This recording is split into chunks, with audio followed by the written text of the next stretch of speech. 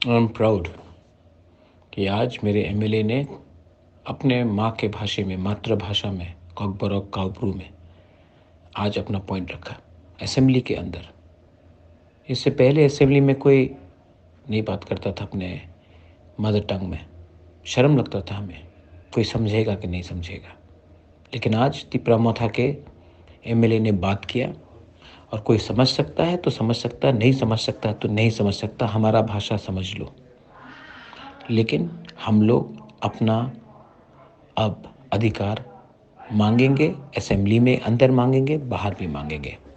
I am very proud of my Motha MLAs. आपने इतिहास बनाया और कभी मत भूलिए, पुइला जाति उलो पार्टी। हम लोग अपने जाति के लिए बात करने आए हैं, सिर्फ पार्टी करने नहीं। दिस इज पुबागरा। Congratulations once again. We will not surrender. बेलाइनो हम भाई।